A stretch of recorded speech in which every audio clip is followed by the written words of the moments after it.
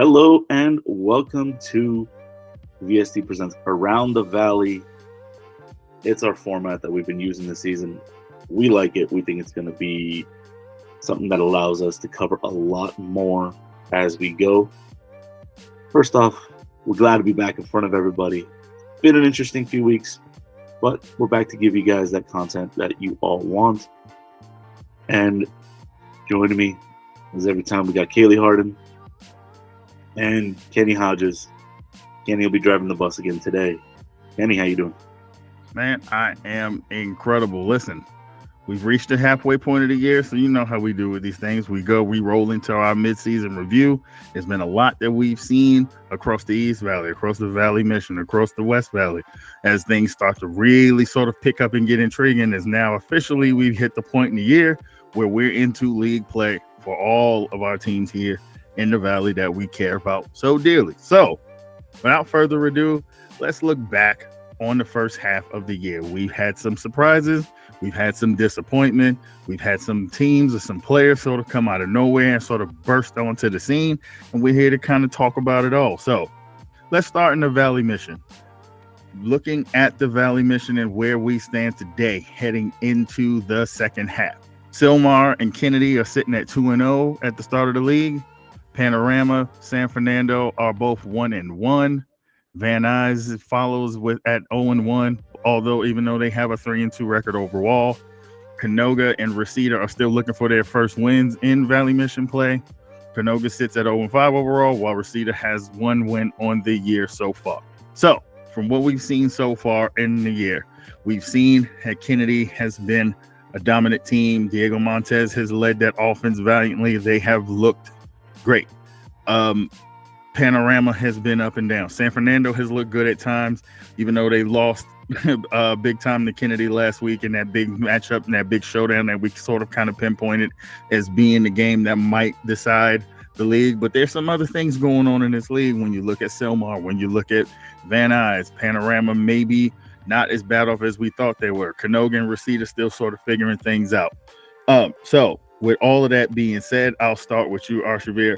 Looking at what we've seen from our Valley Mission schools, what is your biggest takeaway from the first half of the season? Biggest takeaway, straightforward, is Kennedy's on another level from everybody else in this league. And they showed it the way they were able to pull away from San Fernando. It was a bit of a close matchup early, but as soon as they took it to, it looked like another gear, it was toast.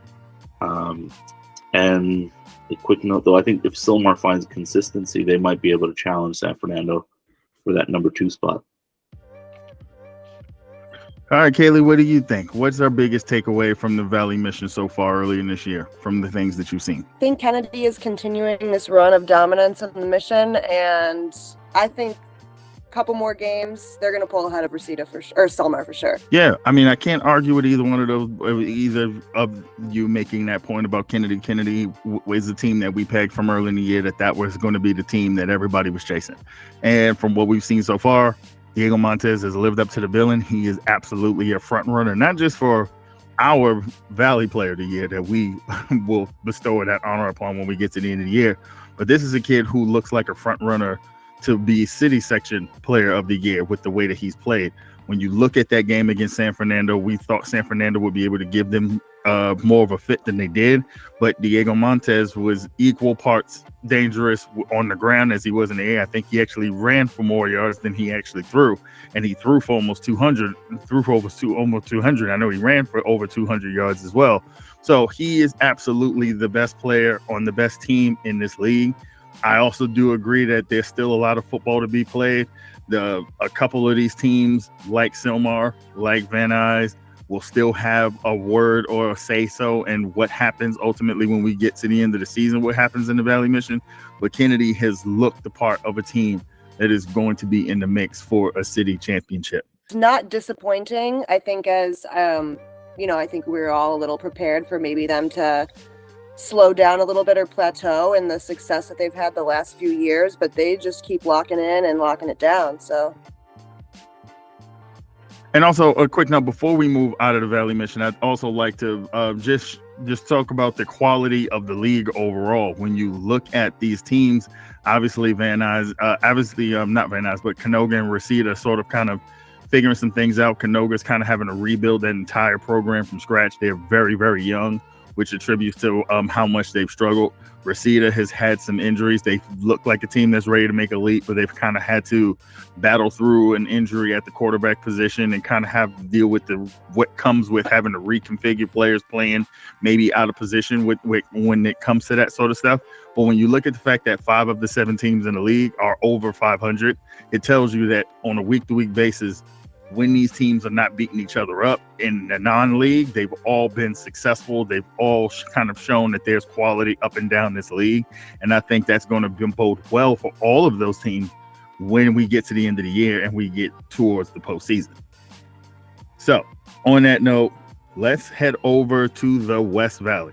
The West Valley is interesting from the standpoint of, obviously, there's less teams in the league, so they kind of hit league play a little bit later in the season than everybody else does. But this week they will kick off league play. So overall, the teams haven't played each other yet. But when you look at the overall standings, Chatsworth at 3-2, Cleveland and Taft follow behind them at 2-3 overall. Elko finally got on the board a couple of weeks ago when they went on the road and dominated Dimely. They got to 1-4. Granada Hills have struggled, but they played a tough schedule. They're 1-4, and Birmingham is 0-4, still searching for their first win.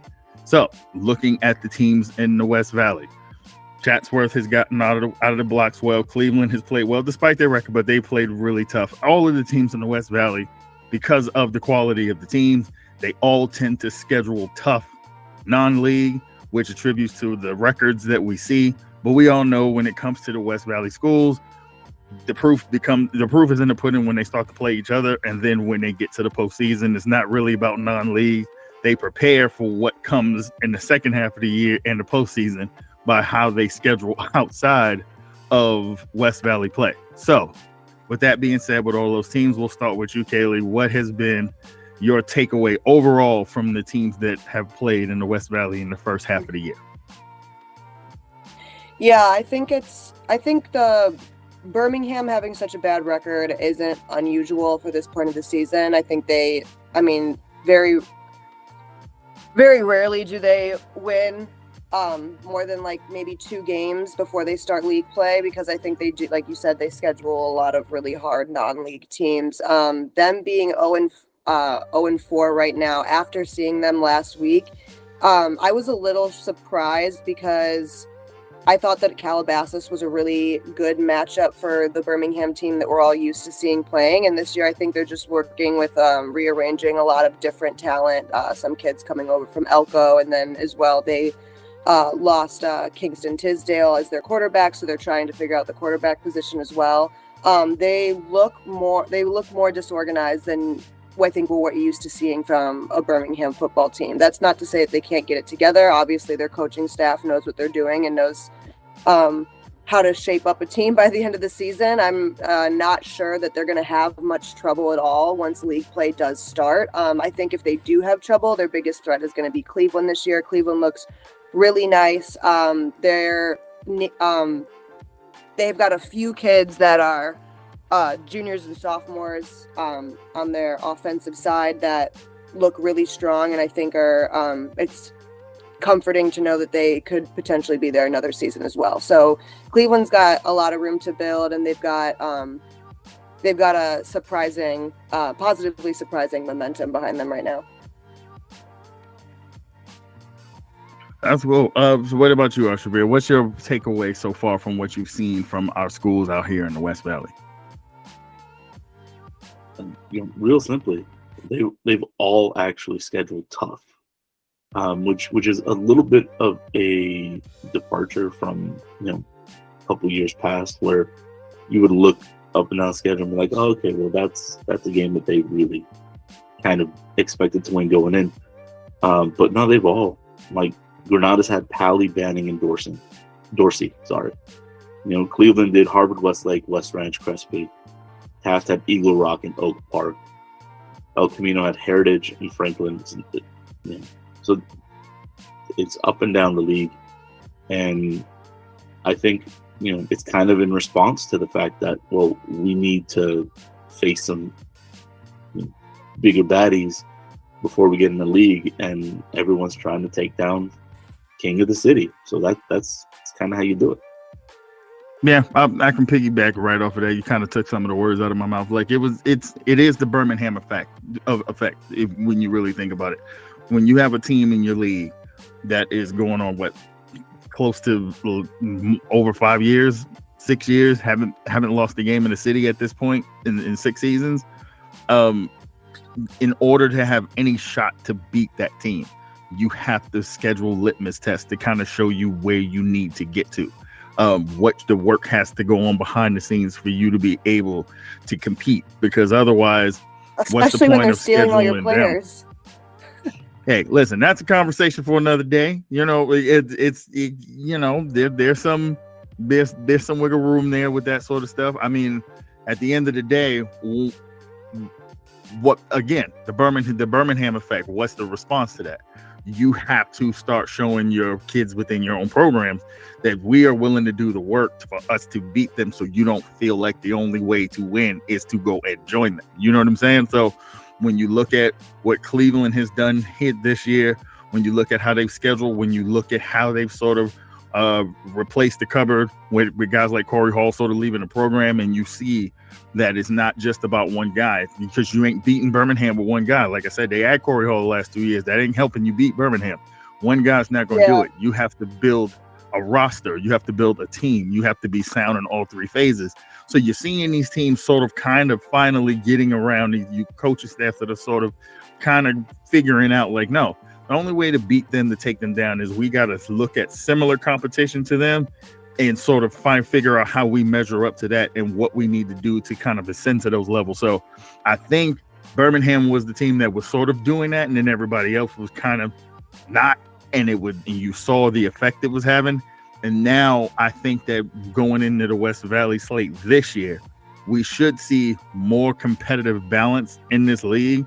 I don't think Birmingham's running away with anything, because I don't think we've seen anything from Birmingham that tells you they're just miles and miles beyond everybody else in this league. So I think my biggest takeaway is it's definitely a wait and see. Like, we need to see, I think, right out of the chute with Birmingham playing Chatsworth, I think that's going to give us a real idea of what this West Valley is going to look like this year. If Birmingham has to struggle against Chatsworth a little bit, because Chatsworth is no pushover of a team. So, I mean, when you look at the fact that this is a team that they have a positive point differential this year, they've played some tough teams. It could get murky in the West Valley. So that part is going to be exciting. So yeah, to your point about Cleveland doing their best to build their program and like kind of encourage their talent to stay, rather than what we've seen where a lot of kids do go to Birmingham. I remember talking to Corey Hall a couple years ago. I think he was still a junior at the time.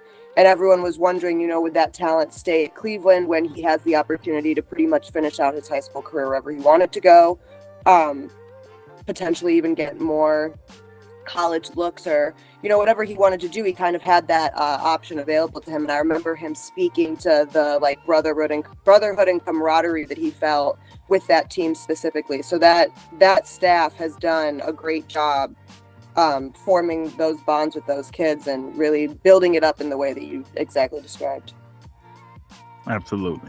So let's go on and move on to the East Valley. This has been a league that has probably provided the most intrigue. There was a lot of intrigue going into the year with Fulton joining the ranks of the East Valley, and now you've got more teams, more games to kind of have to sort through.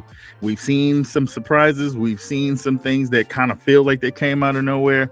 We've seen some teams not kind of measure up to what we thought they were going to be in the beginning of the year. But hey, that's why they play the games, right?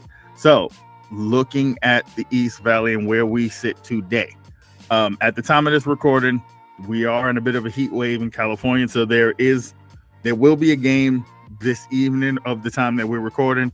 They're moving the Chavez and Fulton game to Chavez from Fulton to avoid the heat. So they're going to play Wednesday night. So anything we say here is just know it's before those teams sort of kick off. So as of where we are at this moment, at the time of recording, North Hollywood and Verdugo Hills are the only two left teams unbeaten in the East Valley through 2 weeks. They both sit at 2-0. Chavez, Grant, Poly, and Arleta all follow at 1-1 in the league. Fulton sits at 0-2, and so does Monroe at 0-2. Monroe is the only team in the East Valley that hasn't registered a win yet this year. They're sitting at 0-5. Grant, Poly, Arleta, and Fulton all have above 500 records at 3-2. Chavez is sitting at 2-2, coming off of a big win last week against Grant. And North Hollywood at 2-0 in the league is also undefeated, 5-0 on the year. So let's get into the East Valley. Obviously, North Hollywood has looked exceptional. Verdugo Hills has looked really good so far this year. Chavez has been a little bit up and down, but that team is tough, as evidence of that win over Grant last week, and them also having a win over Sylmar this year, and what was just a slugfest dogfight that went literally to the end of the game. Poly is still sitting at 3-2, 1-1 in the league. They took their first L to North Hollywood. North Hollywood sort of dominated the game. So sitting there. All right, Arshavir, we'll start with you this time. When you look at the East Valley, give me your biggest takeaway so far from all the action we've seen in the East Valley so far. We've been saying the league is wide open. I would say not exactly after what I've seen. I'm gonna hold on to my caveat of we will know more after this week, because the big matchup in the East Valley is Verdugo at Arleta. Arleta might not lose again, being pissed off after losing to North Hollywood. But Verdugo might have seen enough that they can finally, overcome Arleta. Games they actually should have won the last couple years, where outstanding issues cost them the game. Injuries last year, other issues the year before. So it's definitely one that I kind of say, I'm back. But my takeaway at the moment is North Hollywood's the favorite. From what I've seen, from what they've done, I think they're the team to beat right now in the league. And it's interesting how it sets up, because it's Verdugo NoHo to end the season. Okay. All right, Kaylie, on to you. What do you think? What is your biggest takeaway from everything that has sort of transpired in the first half with all of these teams in the East Valley? If I'm not misremembering my own words when we did our season predictions, the East Valley is shaking out exactly the way I predicted it would. And I also said that North Hollywood was going to be the one in this league this year, and that's exactly how it's shaping up. So, I love to be right. I'm excited to keep being right. I hear that. Well, here, let me back to what you were saying, Arshavir. Let me push back a little bit in defense of us, not towards what you were saying, but just in defense of us as purveyors of this stuff and watching this stuff on a week-to-week basis.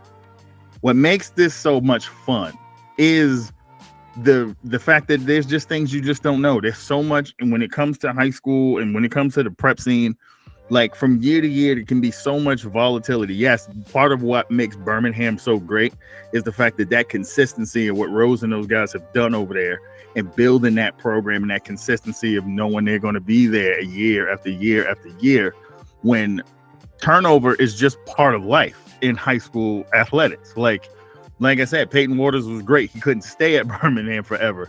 Corey Hall couldn't stay at Cleveland forever. Diego Montes, as great as he is, one day they're going to look up and they're going to be like, damn, I wish he was still here, because he's eventually not going to be there. Hell, sometimes you have players leave and go to other situations like Kingston Tisdale did, like going to Inglewood. And, that's just sort of the name of the game. And when you look at what we have, we watch things, we pay attention to trends and statistics, and we use our own analytical data and the things that we've seen with our own eyes. And it's hard to predict that North Hollywood could go from what we saw last year and knowing that they had a bodies issue in terms of like the numbers in the program, and then maybe kind of sort of trying to figure out their identity and just not knowing what they were going to be. Yeah, yes, right now it looks like a continuity. If they did what they're doing right now this year, last year, coming off of 2 years ago when they were battling it out with Monroe for the East Valley title, I think we'd all look around and be like, oh yeah, we saw that coming. But after what we saw last year and how things just sort of kind of broke down a little bit, you couldn't help but wonder, like, okay, a team like our leader has sort of been consistent, whereas some of these other teams have been so up and down. It's just impossible even for us to sort of predict. Like, you hope, like, and to what Kaylie was saying, is much more interesting seeing that everybody sort of seems in the mix when you're talking about 5 of the 7 teams in the league already have registered to win in the league. And the only teams that haven't are Monroe, who we know are sort of rebuilding and trying to figure things out. And Fulton is the sort of the newbie who are transitioning from 8-man to 11-man. And guess what? Like, even in, yes, Verdugo kind of roughed them up a bit, but you watch Fulton play this year, that team is not one to sleep on. I do think they're going to bite a couple of teams here and could play a part in how things sort of ultimately end up. But the thing that's so exciting and my biggest takeaway is I love the parity. I love what we've seen from North Hollywood. But at the same time, when you're in a league with this many teams, when you're in a league where Poly is a pain in the ass on a week-to-week basis, our lead is a pain in the ass, Grant has completely rebounded, and now they are a team you got to deal with. Chavez is just built a reputation at this point on being a pain in the ass. Verdugo, we know what Sean Jackson can do. So now when you look at North Hollywood, yes, it has been great this first part, but now you went from the hunter to the hunted. Now you're going to get everybody's best game. Now every time you play somebody now, this is a playoff game because of what you have done. It's positive that you started this way and you killing everybody and you've only given up 14 points the whole season. But now everybody's going to give you their best shot. Now we're going to really get to see what this team is sort of made of. So I just love the fact that even now, North Hollywood is a clear favorite, but Verdugo's going to have something to say. And a lot of these other teams will still have their say and will still get their shot. So it's all been great. Football is better when you feel like everybody at least has a shot. But yes, North Hollywood has sort of established themselves as the class of this league this year, and it's going to be interesting going forward. So now that we've sort of kind of caught you up on where all 3 of these leagues are, let's move into surprises. Now, like we just kind of pontificated about North Hollywood, we sort of kind of talked about what Kennedy has done. We talked about the volatility and kind of being intrigued and seeing if Birmingham can still be dominant. I'll ask you guys, and you know with us, it's high school kids, it's high school sports. We love it. We're always going to start with love first. So, positive surprise so far this season. Kaylie, we'll start with you. What has been your biggest takeaway so far, positively, in terms of what has surprised you from the action in the first half? For the whole Valley? Yeah, for the whole Valley. What's the one thing that you looked at and said, "Oh, this is I wasn't expecting this. This is dope." What has been your biggest positive takeaway or biggest positive surprise of things that you didn't see coming so far this year?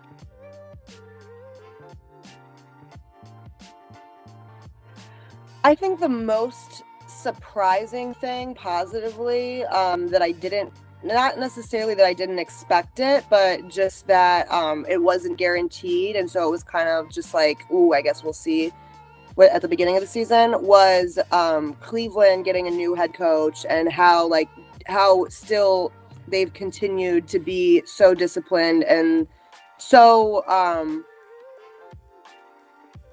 they just feel prepared watching them as a team. They don't feel like they're scrambling to try to, match up weapons against each other once the game starts. Like, they just feel very prepared for their opponents. It feels like they're an extremely organized program. And that's not to say that they weren't in past years or that that's a surprising thing, but it is, it's nice to see that it's shaken out. All of those unknowns have shaken out in their favor so far.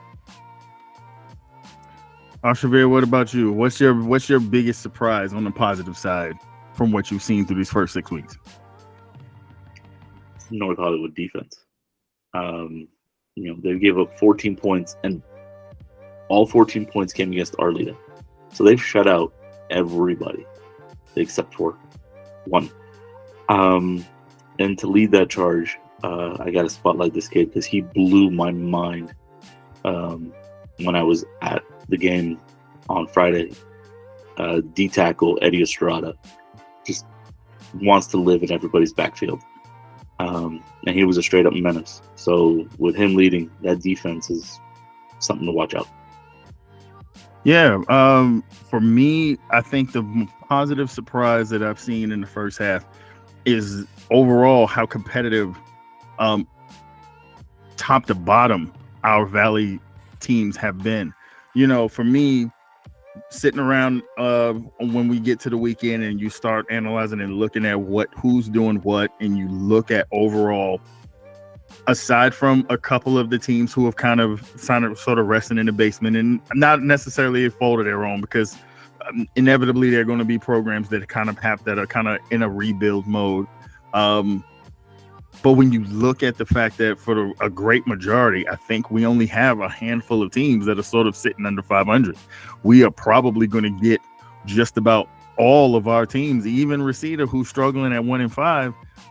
Just their strength of schedule alone, having to play these teams at the top of the Valley Mission and some of the teams that they've scheduled, if they can find a way to eke out just another win and get the 2 wins, I'm sure we'll even get them in the D3 playoffs as well. So for me, when I look at where the Valley is coming into the second half, I'm just pleasantly surprised that we have so many teams that are capable and are quality and have an opportunity to not just have success the rest of the way, but maybe make deep runs. Because, for us as supporters of Valley teams, we sort of like to get the chance to peacock and look up when we get to the end of the year. And when you're talking about those trophies are getting handed out, if we get 3 out of the 4, we run the joint. That's the way we look at it.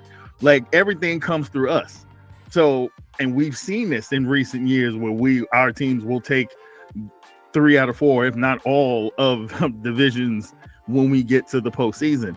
And it's looking like it's setting up to where we could be sitting here as an organization when playoffs come around, when we get to the semifinals and we got to figure out how the hell we're going to see everybody, because we got representatives in just about every semifinal or every championship game, because our teams are proving that we have depth across all 3 of these leagues. So that's my positive takeaway, is we got a lot of good teams. We got a lot of quality teams. We got a lot of scrappy ass teams that'll give you everything you want on a week-to-week basis, whether they win or lose. If you're facing most of our Valley teams, you better pack a lunch pail. So let's move on to not so fun stuff. Let's talk about negative surprises. Obviously, inevitably, every coin has 2 sides. There are going to be things or expectations you have going into the year, and then sometimes things just don't sort of work out the way you want them to. So, Arshavir, I'm going to give you the first crack at this. Somebody has to kick off the negativity. I don't want to do it, so I'm throwing that grenade on you. So, negative surprises from the first half. What is something that you thought was going to be one way that just quite hasn't lived up to the bill? Everyone deals with injuries. It's part of the game, part of the sport. But that's probably the one that's the most unfortunate for me. Knowing the work that's gone in around that Reseda program. Past Friday they dressed 19 players, which is 1 over the minimum. So it's definitely that's the one that takes the cake from me. But I also got to say, the identity struggles that Panorama's gone through. Adrian Beltran knows his team, knows his program. He's built it from the ground up. So it was a little bit surprising to see it early in the season. But they might have turned a corner. So we'll see. So there's a few things I could say here, but I'll hold it to what's been the most surprising to me. The most surprising, I think, disappointment so far has been not only has Birmingham been going through, finding them a little bit, which, I mean, they do always have a tough packed first few weeks of the season every year just because of how they like to schedule themselves. But also they like that game last week against Calabasas. That felt like it could have been a secure win for them. And especially watching, as you like sitting on the sideline watching the game, the teams talent wise were very equally matched. So to see them lose by more than a score like that was a disappointing and surprising in my eyes. The fact that these quarterbacks are running to the sideline every single, I work closely with some of those Birmingham kids on the track side. And so I know how early in the year they're already practicing football. And so I know that they've had the reps, they've had the coaching. So I'm not sure why they're wasting energy still on stuff like that and why they feel the need to have to teach the kids how to play football still during the game. That feels not the tight run ship that Birmingham is usually sailing. That was a little surprising to me and a little disappointing. I'm sure they'll get it together, and I'm going to still be on that sideline cheering for them throughout the season, but that was surprising. And then also I would say the quietness around the Granada program this year has been surprising to me as well. We haven't heard a lot of noise about Granada or any surprising successes that they've had. I wouldn't say that that's, terribly of a shock, because we did know that, they lost some kids going to other programs and stuff, some of the staples that they've had in their legacy families that have been at that school for the last few years now that I don't think we saw coming. So, I mean, at the beginning of this season, we already knew that. And so we were expecting a little bit of a different performance from them this year, but they've been suspiciously quiet. And so I am really excited for league play to start. And I want to see how they do against the teams that they face every single year, and see, where the chips fall.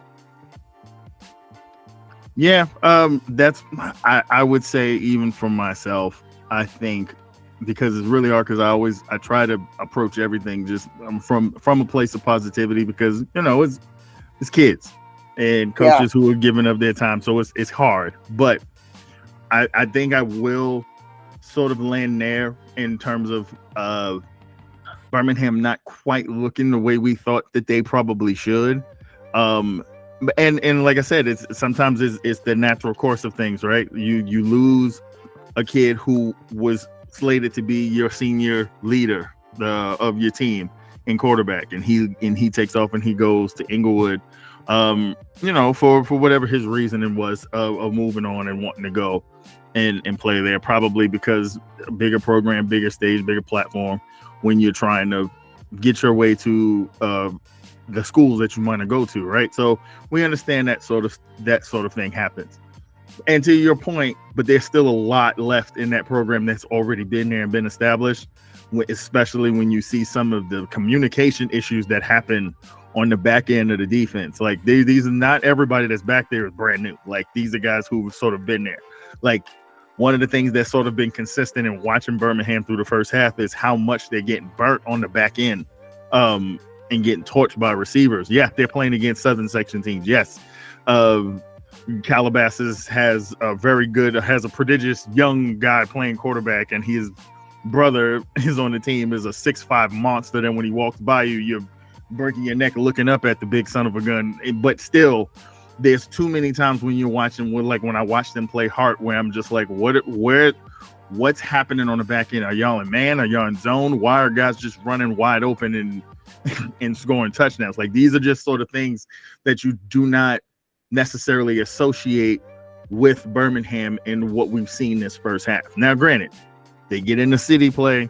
That's always seemed to be the elixir that fixes things for them, because the level of competition sort of comes back towards them a bit. That's two guys who you're playing at quarterback who are new to your system, new to what's going on, and you can really sort of see the struggle start to happen. Yes, they can hit splash plays every now and again, but offensively, it feels very disjointed when you're watching Birmingham in a way that feels Patriots like in terms of what we've seen, even in past years and playing in this tough non-league. You would watch them and you'd say, okay, I think they're gonna be all right though. Yeah, they lost this game, but you saw the playmaking, you saw like the things that you needed to see, because that was what was interesting about this Calabasas game to me and why I wanted to watch it, because I agree with you. Compared to some of the other teams that they had scheduled and had played, Calabasas feels like a team that, because they're young at quarterback, they're young in a lot of spots. They're not as good. Calabasas is not as good as they're going to be like next year. Next year, you play Calabasas, they're going to whoop everybody's ass. But this year felt like, okay, I want to see what Birmingham looks like. And mind you were there. It's not like they didn't go toe to toe, but you saw that there were opportunities there that they should have probably been able to win this game. There were times when they were in third and longs and allowed them to move the chains, and guys are getting wide open, and it's like, no, that's a punt. You should have been off the field. There's no reason why the teams you're playing against are, when you're supposed to be known for your defense, are converting 3rd and 12s and 13s and all that sort of stuff. So it's like it just hasn't looked like what we expect out of Birmingham. So I think I am in agreement. That's sort of the biggest disappointment for me, aside from, yes, like injuries suck. It really does sort of deter from what teams can be. We saw that hell with North Hollywood last year with how many guys got banged up in that program. And now you're seeing the difference of what a team look like when people are healthy and can kind of sort of build continuity. So, and a note to not only the health of the players, but also to bring in the point about the heat wave. A note that I've gotten from some of the coaches, a common I guess gripe between the coaches and the players, is that these kids are not hydrating. So if there's any of the players that are watching this right now, your coaches want you to start drinking water, and you should have started Monday. Don't just try to chug a bunch of water Friday before the game, because we've seen kids go out with a lot of cramp injuries or muscle pulls that wouldn't have happened, that could have been prevented. And there's been a couple concussions I've seen as well. And it's good to watch the schools take the concussion protocol so seriously, but these are avoidable. These things are so avoidable. Yeah, absolutely. So young men, if you listen to us, take care of yourselves. This is already a tough game to play as it is 100% healthy.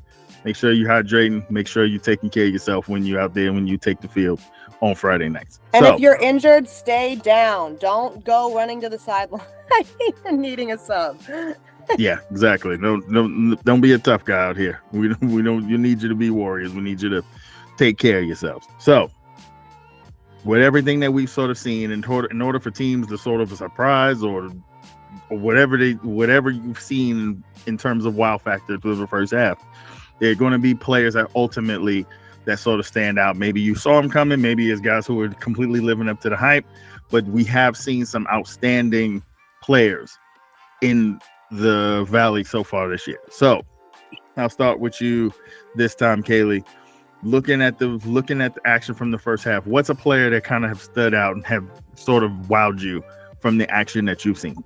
I'm going to give it to a duo. But the two kids that I've seen that work really well together and are efficient at moving that ball down the field, I want to give it to Isaac Delgado and CJ Green at Cleveland. Delgado's a junior, and according to Max Preps, CJ Green is a sophomore. So that's a pair that we could see. Not that you should only keep eyes on this season, but also that we're going to see we could see next season potentially as well, making some noise and just continuing to dominate. So those are my two. My performance, the player that really kind of stood out in the moment, is from one of our Valley schools that we don't actually get around to giving enough love, nearly enough. It's from CV, one of our Southern Section public schools. Sophomore named Phoenix Venko.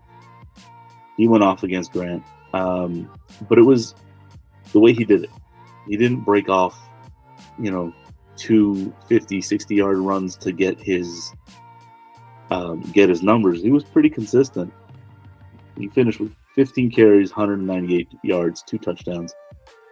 and he had an interception on defense.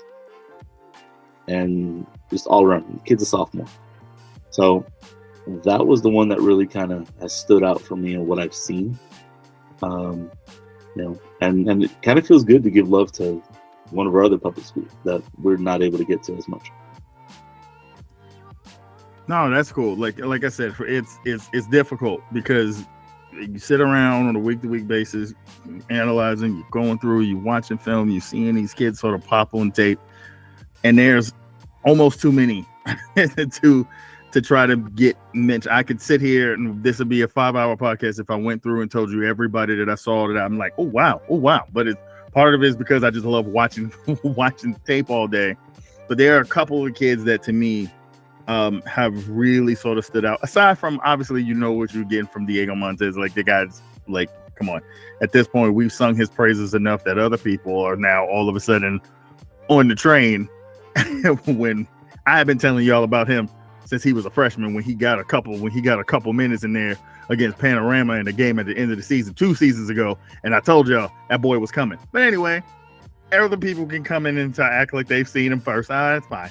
I'm not a glory hunt. I want every ball our kids to get shot. But let's start with a kid at North Hollywood who, man, when you talk about establishing an identity, when you're talking about turning a program around in a year, it usually starts with seniors and senior leadership.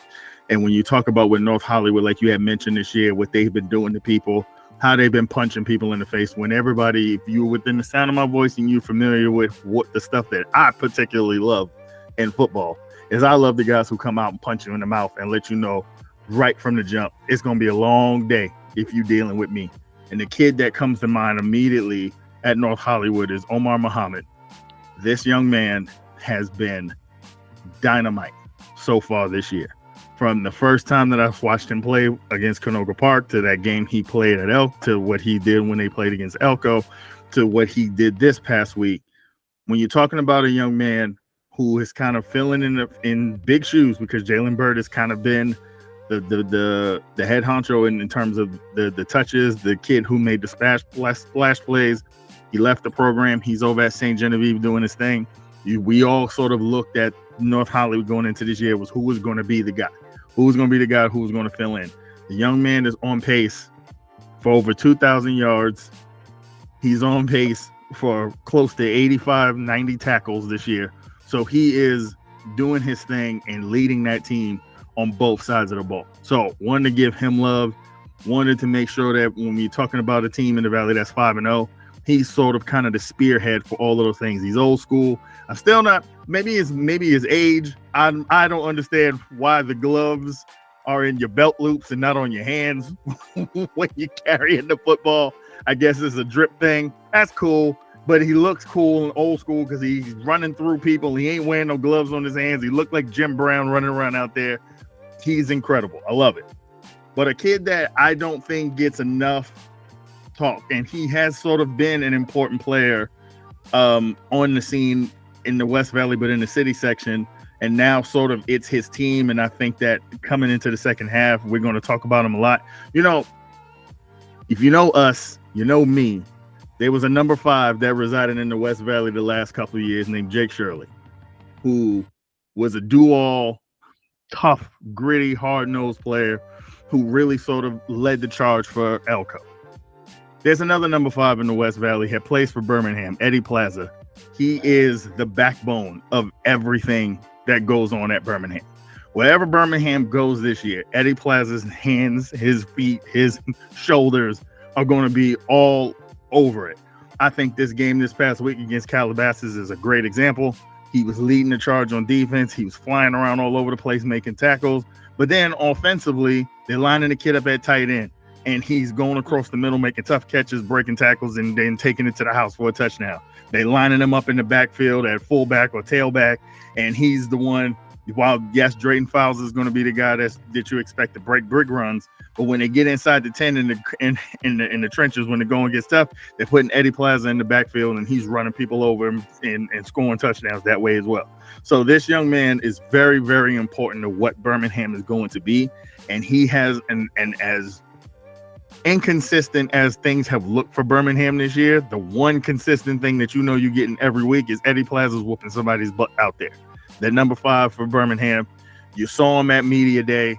The boy is all arms and all. That dog had a lot of bark in it. And it's fun watching him play on a week-to-week basis. And I think he's going to have a big year the rest of the way into the second half. So before we get out of here, let's talk about the second half. Obviously, there's still a whole lot of football left to play. There's a lot of big games that are still left on the slate. And now there are games that are going to be important that we might not have even thought were going to be maybe league deciders that now look very much like they're going to be a big part of what happens here in the second half. So, Kaylie, I'll start with you. With everything we've seen so far, now we're getting into the nitty-gritty of what this season is going to come down to with everybody now being in league play. Who is the team that you are most intrigued to watch in the second half? Well, I feel like I've already spoken on both of these teams already today, but I'll throw in a third as well. I'm really excited to see how things shake out between Cleveland and Birmingham specifically in the West Valley this year. I think we've got one team that's struggling a little bit and one team that's really hit the ground running. And so I think that there's an opportunity there and for maybe potentially an upset compared to what we've seen in last seasons. And so I'm excited to see how that shakes out. I'm not going to put my money against Birmingham just yet because I don't think that's a safe bet ever. But I am excited to see how that shakes out and how league play goes for both of those teams. Another team that I'm really excited to continue to be right about, as I've already said, is North Hollywood. But like to Arshavir's point earlier, there's just so much talent in the Valley this year. And there's so many teams that are exciting to see like what they do with their weapons. So I'm excited for it all, honestly. But those 3 teams specifically have got me feeling a little inspired and happy to stand on the sideline in the cold. All right, Arshavir, you're up. Who is the team or teams that you are intrigued to watch this second half of the year? The first thing I wrote when this came across and we were discussing it was ask me after Friday. There's a couple of matchups on Friday that are very, very intriguing to me, and I think they're going to speak a lot as to what goes on after. But Van Nuys is very intriguing. If they find a little consistency, they're going to be dangerous, and that was the issue they had against Fulton when they dropped it. They were a little inconsistent, and the other is Verdugo Hills. This is a team that's been pretty solid, also defensively. Yeah, not to the level we were talking about like North Hollywood, but they've held most of their opponents pretty much in check on the defensive end, and their offense has figured it out. I'm really curious to see what Sean Jackson does going forward as he's completely hands-on now, as opposed to a couple years ago where you'd see him on the sideline. You know, he was talking to his coaches, he was delegating a lot more. But I think this is going to be interesting because now he's actually bringing that. You know, he's got 7-8 rings from his time coaching before he came to Verdugo, and now he's actually putting that on the field on game day. You know, in the mix. Yeah, I agree with all of you guys' sentiments, and I got a couple teams I want to throw in there. I've talked a lot about parity and how from week to week things have seemed to feel like they can change, whether it be on an injury, whether it be on a team just sort of kind of it all sort of clicking in randomly, and you kind of realize, there's some tough ways to go. And we still got a lot of football left to play. So there are 2 teams that sort of stand out to me. I'll start in the Valley Mission. We mentioned them a little bit at the top. Arshavir, you mentioned them a little bit at the top. And that's the Sylmar Spartans. Let's call a spade a spade. They're 2-0 in the league. They handled business the way they should have against Reseda. But the Panorama game is what really stood out. They beat Panorama pillar to post in that 38-6 victory. They even pulled out some trick plays. They showed you that there's some real quality there with this program. And one of the things that we've been looking for or asking for with Sylmar the last couple of years is, where's the consistency? When are they going to put it all together? We've seen talent. We've talked about players that have been in that program that have had the ability to kind of take them to the next level. We don't know if they're there yet. But when you're talking about what we thought was going to happen at the top of this league, and when we talked a couple of weeks ago about who we thought could be that third team, we all sort of thought Sylmar was there. And now when you look at the fact that they've got Canoga Park this week, but then next week, in the week of the next week, 2 weeks after that, they've got San Fernando and they've got Kennedy back to back. One, San Fernando at home, and then they're on the road at Kennedy. When you look at that, they could absolutely figure into what the Valley mission is going to look like at the end of the year. Do I think they're going to beat Kennedy? No, I don't know if I've seen enough from them to think that they're going to beat that Kennedy team. But I know, but traditionally they were pain in Kennedy's butt. They give them a hard time. Same thing with San Fernando, because these teams and these programs know each other so well, and you know what the atmosphere is going to be like when these teams play each other. So I think Sylmar is a team that I'm really looking at.